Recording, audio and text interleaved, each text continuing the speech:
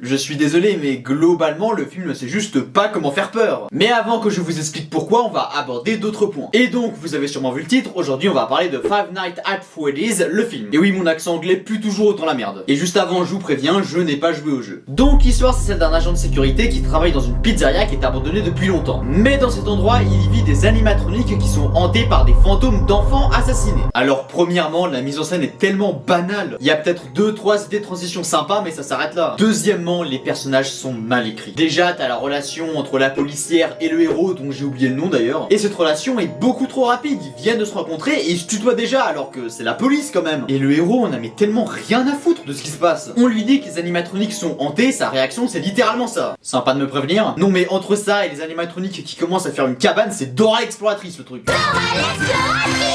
Oh non, je n'aurais jamais dû rentrer dans cette pizzeria. Babouche, aide-nous à en sortir. Une souris verte qui courait dans l'herbe, je l'attrape par la queue, je lui donne des coups de queue. Merci Babouche pour cette intervention, ça nous a vraiment beaucoup aidé. Bon, il y a aussi les effets spéciaux qui piquent un peu les yeux. À part le lapin jaune, lui il était vraiment flippant par contre. Mais il y a peut-être quelques bonnes idées, par exemple à un moment il y a un fusil de Tchekhov et c'est plutôt bien trouvé. Bon du coup maintenant, pourquoi ça fait pas peur selon moi? Alors déjà il faut que je vous explique comment faire peur au cinéma. Alors la technique la plus utilisée c'est d'en montrer le moins possible. Car ce dont l'être humain a le plus peur c'est l'inconnu. Par exemple la scène d'intro de ce film le fait très bien. Vu qu'on ne sait pas de quoi le personnage principal de la scène a peur, et bien ça fait peur. Mais il y a aussi le jeu qui le fait, j'ai regardé un peu un let's play et j'y ai vu exactement ce que je viens de décrire. Je vais t'enculer. Mais à part dans cette scène d'intro, dans tout le reste du film, les animatroniques sont montrés. Donc du coup, ça fait pas peur. Le pire, c'est le dénouement du mystère. Alors en fait, comme dans beaucoup de films d'horreur, au début du film, il y a un mystère autour de quelque chose.